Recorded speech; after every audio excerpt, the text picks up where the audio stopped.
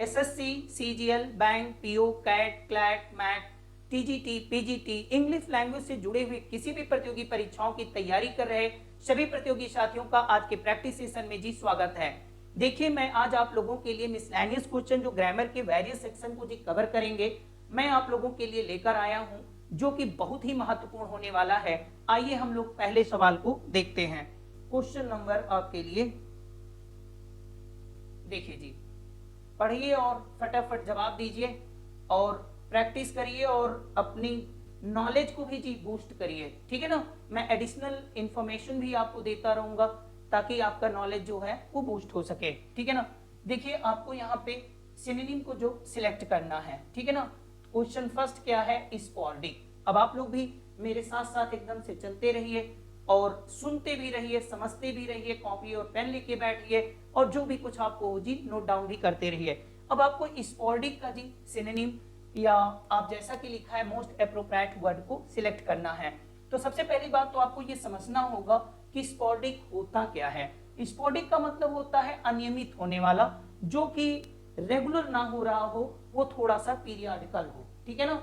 अभी शब्द को आप नोट करके रखिए जी, वेरी इंपॉर्टेंट, पीरियडिकल। अब इसमें से शब्द को आप सिलेक्ट करिए।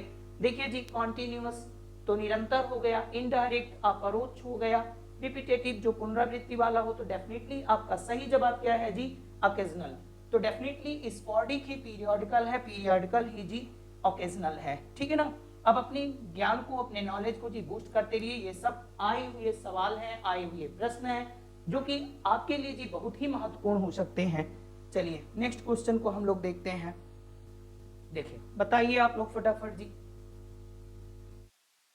मैं आपको बता रहा हूं। हिस्टीरिकल। अब हिस्टीरिकल क्या है समझते हैं, आप लोग भी देखते रहिए और बताते रहिए। इसको हम लोग क्या कहते हैं जी? उन्मादग्रस्त। शब्द को अच्छे से समझ लो, क्योंकि ये सब क्वेश्चन जी बन चुके हैं, आ चुके हैं, इनको समझना है।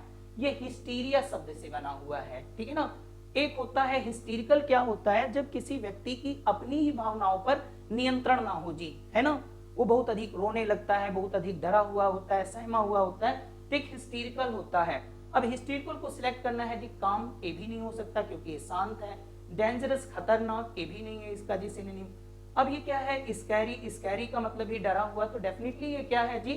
फनी होता है, ठीक है ना, क्योंकि जो हिस्टेरिकल होगा थोड़ा सा फनी भी होगा, राइट। तो डेफिनेटली आपका सही जवाब जी क्या है? ये ऑप्शन सी इज करेक्ट।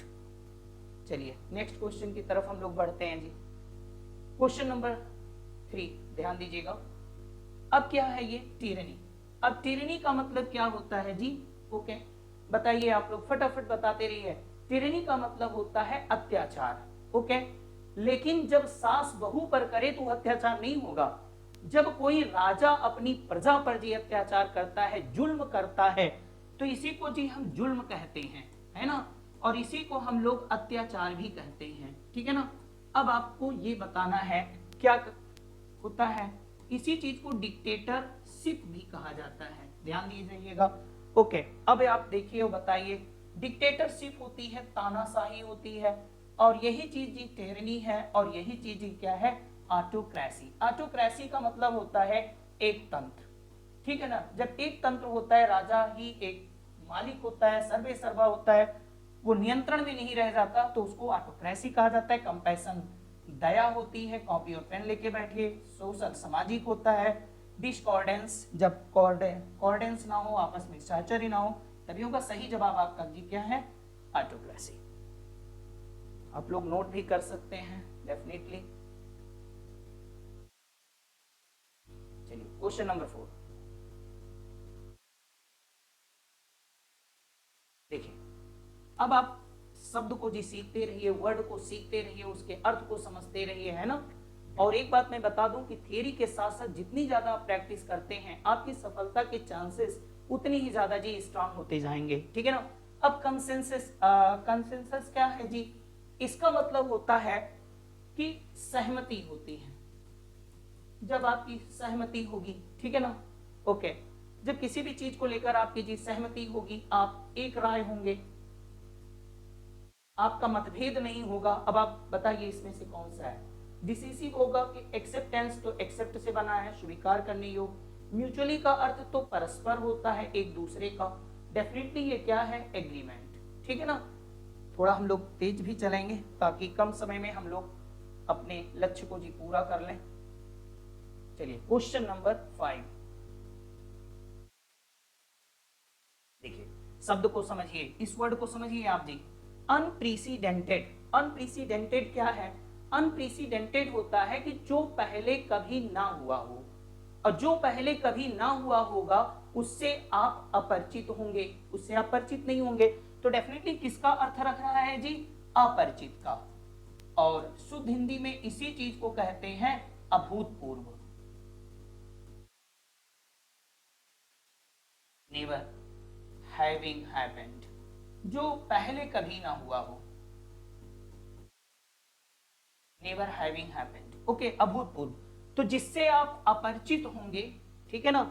अब आपको जी यहाँ पे ध्यान देना है, अब आपको यहाँ पे एंटोनिम जी सिलेक्ट करना है, ठीक है ना। अब आप पहले क्वेश्चन को पढ़े रहिए, नहीं तो हम लोग सिनोनिम के चक्कर में ही जी गलत कर दें, ठीक है ना। अब आपको यहाँ एंटोनिम सिलेक्ट करना है, तो जो चीज अपरिचित है, देखिए इसमें परिचित का कौन सा शब्द है, तो सिंपल का मतलब तो साधारण सरल होता है, टार्निश किसी चीज को नष्ट भी नष्ट कर देना होता है, तो फैमिलियर क्या होता है जी, यही है परिचित, ठीक है ना। तो अनप्रेसिडेंटेड अपरिचित होता है, तो फैमिलियर क्या हो गया, ये परिचित हो गया, सही जवाब आपका जी सी है। और डी अरेंज्ड है तो आप जानते ही होंगे, फिर से किसी चीज को अरेंज करना। चलिए क्वेश्चन नंबर,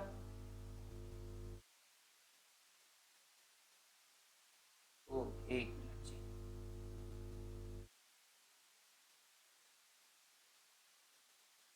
क्वेश्चन नंबर 6 को बताइए आप लोग, इसमें भी जी आपको एंटोनिम सिलेक्ट करना है, देखे रहिए आप लोग भी। जियोपार्डी, अब जियोपार्डी क्या है आपको ये बात समझना होगा, जियोपार्डी का अर्थ होता है जी संकट। संकट आप जानते होंगे मुसीबत भी होती है, मुसीबत को हम लोग जी बला भी कहते हैं, ठीक है ना, ओके।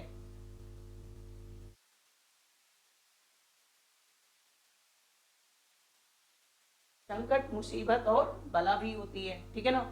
अचानक आई हुई इसी चीज को आपदा भी कहते हैं। अब आप इसको समझिए जी, पेन और कॉपी लेके बैठिए, पेरिल भी होता है, इसी चीज को हम लोग डिजास्टर भी कहते हैं, डिजास्टर मैनेजमेंट आपने पढ़ा भी होगा, इसी चीज को जी कैटेस्ट्रॉफे भी कहते हैं। ये सब शब्द को आना चाहिए जी, ये सब मैं पढ़ा चुका हूँ आप लोगों को। कैटेस्ट्रॉफे कहते हैं, डिजास्टर कहते हैं, पेरिल कहते हैं, ठीक है ना। और आप डेंजर भी कह सकते हैं, खतरा भी होता है। तो अब जो चीज डेंजर नहीं है, जो चीज खतरा नहीं है, मुसीबत नहीं है, समस्या नहीं है, तो क्या है फिर, तो बताइए। तो ये डेंजर तो इसका जी सिनोनिम हो गया, प्रिकॉशन जो होता है एहतियात हो गया, रिस्क का मतलब भी जी खतरा ही होता है ना, तो डेफिनेटली इसका एंटोनिम क्या होगा, सेफ्टी। सेफ्टी का मतलब होगी सुरक्षा, ठीक है ना। और जियोपार्डी का मतलब हो गया संकट, मुसीबत, बला, है ना, खतरा जो भी है। तो समझ गए कि नहीं आप लोग। देखिए ये सब सारी चीजें आप लोग जी नोट करते रहिए, ठीक है, क्योंकि जितना ही ज्यादा आप अपने नॉलेज को बूस्ट करेंगे उतनी ही पॉसिबिलिटी को जी आप बेटर करेंगे अपनी सफलता के लिए, ठीक है। बिल्कुल, प्रैक्टिस में कोई लापरवाही नहीं, प्रैक्टिस आप जितना ज्यादा कर पाए करें जी, ठीक है ना। एमसीक्यूज उसका सबसे बेहतर जी प्लेटफॉर्म है आपके लिए। अब स्टूपेंडस का क्या मतलब होता है, स्टूपेंडस, स्टूपेंडस का क्या मतलब होता है जी, है ना। स्टूपेंडस का अर्थ होता है, देखिए स्टूपेंडस का अर्थ होता है अमेजिंग। स्टूपेंडस का क्या अर्थ है, अमेजिंग, अमेजिंग, एस्टोनिशिंग और एस्टाउंडिंग। अब इसका क्या मतलब हुआ जी, आप बताइए। मतलब अमेजिंग का मतलब आश्चर्यजनक, और जो चीज आश्चर्यजनक हो, और इसलिए वो आश्चर्यजनक होगी क्योंकि वो बहुत अच्छी होगी, है ना, बहुत बेहतर होगी, ठीक है ना। तो जो बहुत अच्छी होगी तब वो आपके लिए अमेजिंग है जी, ओके। तो डेफिनेटली जो चीज अच्छी होगी अमेजिंग होगी, है ना, और जो चीज भयावह होगी तो वो इसका सही क्या है जी, एंटोनिम टेरिबल होगा। स्मार्ट भी नहीं होगा, परफेक्ट भी नहीं होगा। स्मार्ट आप जानते ही हैं, परफेक्ट का मतलब तो आपको पता ही होगा, जेलस, ईर्ष्यालु होगा, तो डेफिनेटली इसका सही क्या है जी, टेरिबल, विग्रस। चलिए देखिए इसमें भी आपको जी एंटोनिम सिलेक्ट करना है, ठीक है। अब देखिए विग्रस शब्द को आपको समझना है, विग्रस शब्द को आपको समझना है तो विग्रस का अर्थ क्या होता है जी, जोश से भरा हुआ, जोश से भरा हुआ, जो उसमें जिंदा दिली हो, जोश से जो भरा हुआ हो, उत्साही हो, जोश से भरा हुआ हो, ठीक है ना। अब इसमें जी बताइए क्या होता है। ओके, अब वायंट क्या होगा, ठीक है ना, इसका मतलब ये हो गया जी जो हैप्पी हो और कॉन्फिडेंट हो। वायंट का मतलब हैप्पी और कॉन्फिडेंट, जो हैप्पी भी हो और कॉन्फिडेंट भी हो वो वायंट होगा। स्टर्डी का मतलब तो आप जान ही रहे हैं, मजबूत होगा, जैसे स्टर्डी शोल्डर, मजबूत कंधे। और रोबस्ट का मतलब तगड़ा, हट्टा कट्टा, पढ़े होंगे आप लोग, मजबूत होता है, स्ट्रांग होता है, रोबस्ट, हट्टा कट्टा। और इसका मतलब हो गया जी फ्रेल, फ्रेल का मतलब क्या हो गया, कमजोर। और विग्रस का मतलब हो गया जोश से भरा हुआ, जो उत्साही हो, स्ट्रांग हो, कॉन्फिडेंट हो, ठीक है। तो नो डाउट इसका जो एंटोनिम होगा वो फ्रेल होगा। देखिए एक बात मैं आप लोगों को और बता दूं, यहाँ पे मैंने वो लिखा नहीं है कि ये सब सीजीएल में, सीएचएसएल में जी आए हुए प्रश्न हैं, ठीक है ना। अर्थात मैं आप लोगों को कहना चाहता हूँ कि इन प्रश्नों को जी हल्के में ना लीजिए, इनको जरूर ही आप लोग लिखते रहिए और अच्छे से समझते रहिए और तैयार करते रहिए। देखिए ये मैंने लिखा है, लेकिन मैंने एक्स्ट्रा बर्डन डालने की कोशिश नहीं किया कि इसको बार बार लिखने से कोई मतलब नहीं है, क्योंकि मैं बार बार बता दे रहा हूँ कि मैं उन्हीं प्रश्नों को ला रहा हूँ जो अब तक जी एसएससी में, सीजीएल में, बैंक में, पीओ में, कैट में, वेरियस कॉम्पिटिटिव एग्जाम में जो अब तक सवाल क्वेश्चन बन चुके हैं जी, ठीक है। देखते रहिए आप लोग। देखिए अब आपको इनकरेक्टली स्पेल्ड वर्ड को सिलेक्ट करना है, क्वेश्चन को पढ़ लीजिए और अपनी वोकैब को भी इंप्रूव करिए।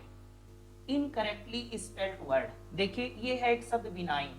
बिनाइन का मतलब क्या होता है जी, सौम्य। सौम्य का मतलब जो सभ्य हो, सौम्य हो, अच्छा हो, ठीक है ना। ये किस सेंस में है जी, ब्यूटीफुल, ब्यूटीफुल है, सुंदर है, ठीक है ना। अब इसमें भी कोई स्पेलिंग एरर नहीं है। अब इसको देखिए जी, मोटिफाइड। अब मोटिफाइड यही जी आपका सही जवाब है। इसकी सही स्पेलिंग क्या होगी, ध्यान दीजिएगा, मोटी और FIED, ध्यान दीजिएगा, यहाँ पे EI लिखा है जबकि यहाँ पे IE होना चाहिए, ठीक है ना।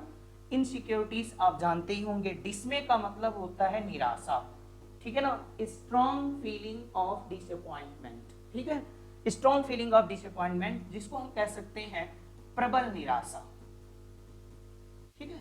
सुनते रहिए, जो मैं लिख रहा हूं उसे देखते भी रहिए। Strong feeling of disappointment, dismay. Okay, आ गया। तो इसकी जो मिस स्पेल्ड वर्ड है ये आपका मॉडिफाइड है। अब मॉडिफाई क्या होता है, किसी को अपमानित करना, और जिसको अपमानित किया जा चुका है वो अपमानित होगा।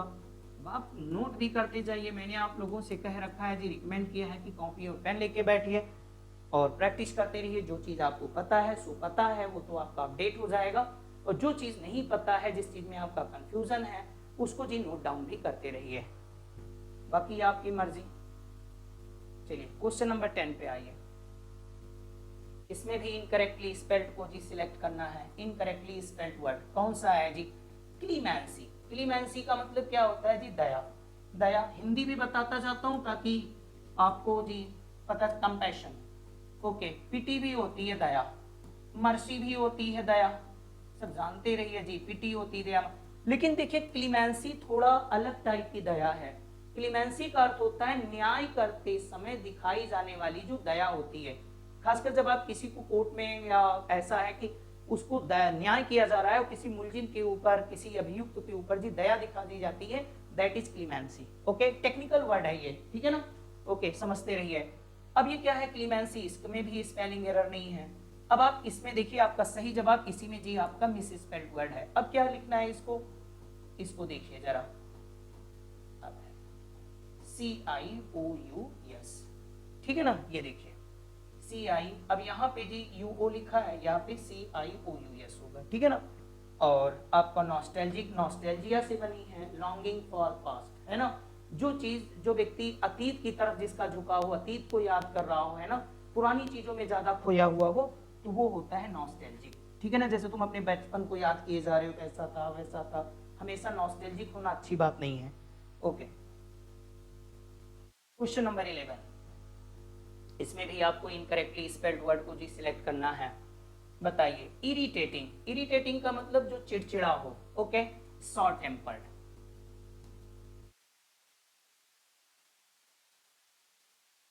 टची, ठीक है ना, ये जो टची है, शार्ट टेम्पर्ड है, इरिटेटिंग है ना, चिड़चिड़ा स्वभाव वाला। और पेडिस्ट्रियन क्या है जी, पदयात्री, पदयात्री जानते ही होंगे, जो पैदल चल रहा हो, दैट इज पेडिस्ट्रियन, है ना। अब ये क्या होगा, इनर्वेटिंग, कमजोर कर देने वाला। और बिगाइलिंग, अब आपका सही जवाब जी क्या है, ऑप्शन डी इज करेक्ट। अब बिगाइलिंग का क्या मतलब होगा जी, बिगाइल, BEGUI,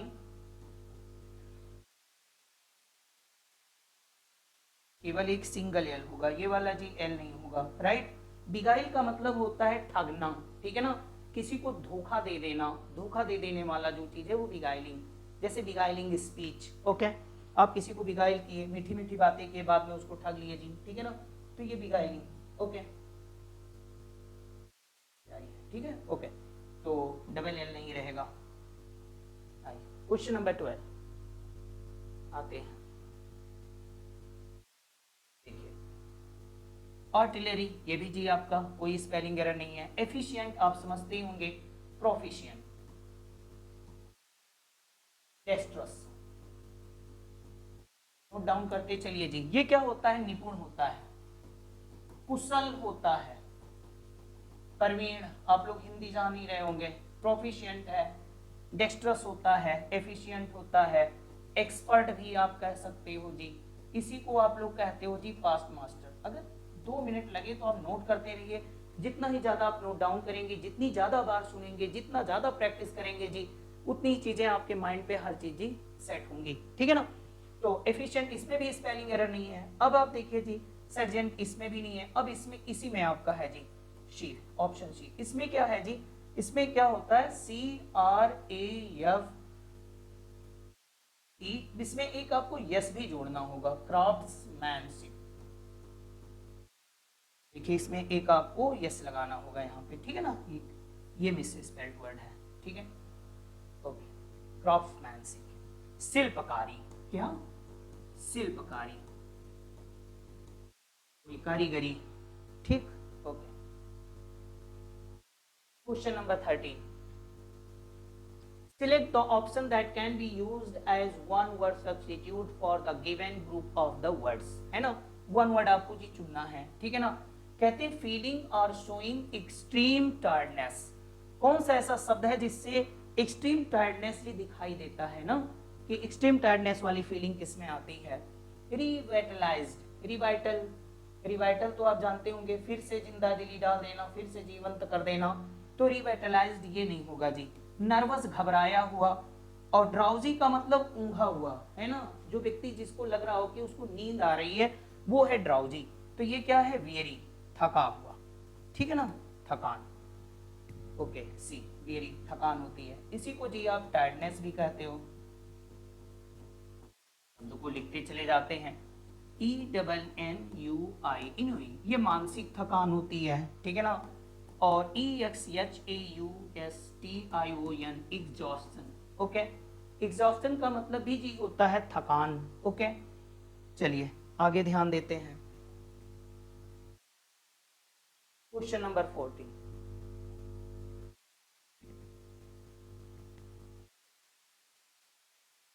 देखिए, प्लांट्स ऑफ पर्टिकुलर रीजन, जो पर्टिकुलर रीजन में जो प्लांट्स पाए जाते हैं उनको क्या कहा जाता है, बताइए, बहुत ही बार पूछा गया प्रश्न है, क्लीशे टाइप का ये क्वेश्चन है जी, ओके। तो प्लांट्स और पर्टिकुलर रीजन जो होते हैं वो क्या होते हैं, फ्लोरा, एक निश्चित क्षेत्र में जो पौधे पाए जाते हैं वो फ्लोरा होते हैं। और जो ये, इसको भी समझ लीजिए जी, फौना, ये क्या होते हैं, पर्टिकुलर क्षेत्र में पाए जाने वाले एनिमल होते हैं, ओके। और फ्लिंच का मतलब क्या होता है, डर से जी पीछे को हट जाना, ठीक है ना, जिसको हम लोग कहते हैं सर्ग भी कहते हैं, क्लियर, और गो बैक भी कहते हैं, पीछे हट जाना, पीछे हट चले जाना डर से, ठीक है ना, ओके। और फाना, और फ्लोट सैम का मतलब ही होता है जी, ओके, रिफ्यूज होता है, कचरा, ओके, रिफ्यूज होता है डेब्रिश,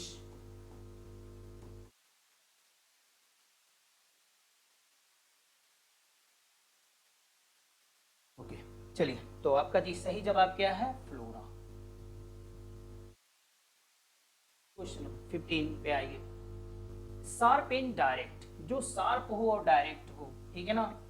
जैसे हमने कहा कि एसर्बिक, देखिए एसर्बिक होता है शार्प एंड डायरेक्ट, इसी को जी हम लोग कहते हैं तीक्ष्ण, तीखा। जैसे एसर्बिक स्पीच कहते हैं हम, एसर्बिक स्पीच, एसर्बिक वर्ड बड़े जो बुरे लगने वाले, तीखे हों, शार्प हों, डायरेक्ट हों, ठीक है ना, तो उसको हम लोग एसर्बिक कहते हैं। ओके, यूनाइटिक और इसको एसिडिक। चलिए सही है आपका, ये थोड़ा फटाफट हम लोग जी खत्म कर रहे हैं इसको, ताकि कम समय में कवर कर लिया जाए सब कुछ। जो क्वेश्चन ये सब बन चुके हैं जी, ठीक है ना। Formal forgiveness of a person sin, किसी व्यक्ति के पाप को जी फॉर्मली फॉरगिव कर देना, उसको जी क्षमा कर देना, जिसको हम लोग क्षमादान कहते हैं, ठीक है ना। तो इसमें कौन सा शब्द है जो क्षमादान को दिखाता है, ये होता है एब्सोल्यूशन, ठीक है ना।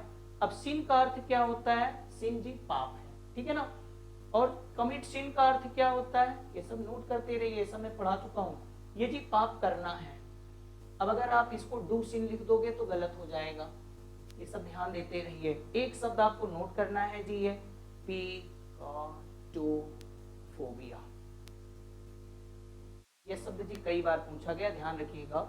Okay, morbid fear of committing sin, यानी जो एबनॉर्मल फियर होती है पाप करने का, जो एबनॉर्मल फियर ऑफ कमिटिंग सिन, उसको जो पिकाटोफोबिया कहा जाता है। इसको जोड़ के रखिएगा कि फियर ऑफ कमिटिंग सिन, पाप करने का जो एक भय होता है, तो हम लोग उसको क्या कहते हैं, पिकाटोफोबिया। ओके, और फॉरगिवनेस नहीं होगा। आपका सही जवाब क्या होगा, एक्चुअली ये सब जी नोट डाउन करते रहिए, ठीक है। अगर आपको पता है तो सुन लीजिए, अगर नहीं पता है तो नोट डाउन कर लीजिए। आगे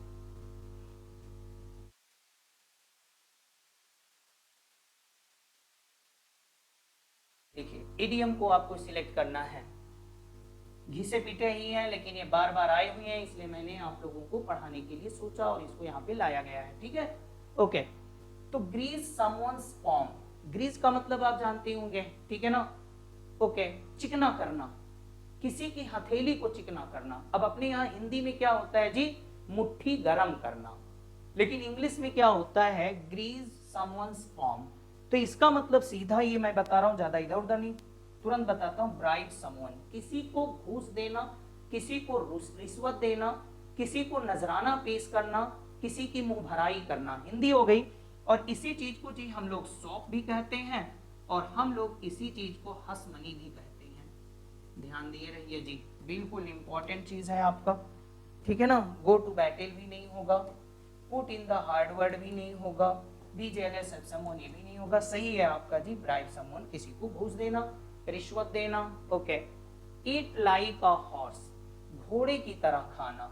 अब ये घोड़े की तरह खाना क्या होता है जी, बहुत ज्यादा खाना, ठीक है ना। घोड़े की तरह खाना अर्थात कि बहुत ज्यादा खाना। तो ईट अ लॉट ऑफ फूड, बहुत खाना खाना, इसी चीज को जी हम लोग बोलते हैं डिवावर। ओके, डिवावर, जब हम लोग किसी चीज को जी बहुत खाना खाते हैं, जल्दी जल्दी खाते हैं ना, भुक्खड़ की तरह। तो eat making sound, dislike food नहीं जी। Okay, eat food while running, इस शब्द को भी याद रखिएगा। टक इन भी होता है खाना, चाव से खाना, कुछ स्वाद लेके खाना, ठीक है ना। ओके, चलिए आगे चलते हैं। Question number 19, sum and substance. Sum and substance का अर्थ क्या होता है जी, सम एंड सब्सटेंस का अर्थ होता है निचोड़। हिंदी भी समझे रहिए ताकि आपके लिए थोड़ा आसान हो जाता है, निचोड़। और इसी चीज को आप जी कह सकते हो सारांश भी होता है। तो इसी चीज को कहते हैं इसेंस भी कहा जाता है, सार तत्व कहा जाता है। जैसे मैंने कहा अहिंसा परमो धर्मा अस्ति, तो मैंने कहा कि इस, है ना, कि जो नॉन वायलेंस जो है, ये मैसेज जो है गीता का, ये उसका जी सार तत्व है कि अहिंसा परमो धर्मा अस्ति is essence of the Gita. Okay, और इसी चीज को हम लोग जी जिस्ट भी कहते हैं। इस शब्द को आपको नोट करना है।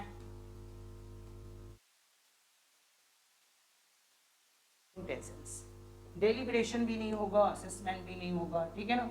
ओके, सही जवाब आपका इसेंस है। Question number 20, white elephant. अब व्हाइट एलिफेंट इडियम आपको बताना है जी। व्हाइट एलिफेंट का मतलब क्या होता है, सफेद हाथी। अब सफेद हाथी का मतलब क्या हुआ जी, यहाँ पे आपको समझना है, यहाँ सफेद हाथी और काली हाथी की बात नहीं हो रही है। Useful and expensive position, okay, और मेमोरेबल पोजीशन और कॉस्टली बट यूजलेस पोजीशन, जो चीज महंगा भी हो और उपयोगी भी ना हो, ठीक है ना, समझ में आया कि नहीं आया, जो चीज महंगी भी हो और आपके लिए उपयोगी भी ना हो, तो उसको हम लोग क्या कहते हैं कि व्हाइट एलिफेंट। जैसे आप कोई किताब खरीद लाए और वो किताब आपके सिलेबस को जी कवर नहीं करती और किताब महंगी भी मिल गई आपको, तो आपको क्या कहोगे, the book is white elephant to you, right, कि वो किताब आपके लिए व्हाइट एलिफेंट है, मतलब कि वो कॉस्टली भी है और आपके प्रयोग में भी नहीं है, यूजलेस भी है, बेकार भी है, ठीक है ना, ओके। देखिए आज का सेशन जी यहीं पे समाप्त होता है। नेक्स्ट सेशन में, अगली वीडियो में, अगली क्लास में मेरी आपसे फिर से मुलाकात होगी। और आप सभी प्रतियोगी साथियों से मैं कहना चाहूंगा कि अगर आप लोगों को मेरे पढ़ाने का तरीका और आप इसी तरह की वीडियो जो कि एपियर्ड क्वेश्चन है, जो वेरियस कॉम्पिटिटिव एग्जाम में आए हैं, उनको पाने के लिए, उनकी प्रैक्टिस करने के लिए आप चैनल से जुड़ सकते हैं, उसे सब्सक्राइब कर सकते हैं। और नेक्स्ट वीडियो, नेक्स्ट क्लास में मेरी जी आपसे फिर से मुलाकात होगी। तब तक के लिए सभी साथियों को जी नमस्कार।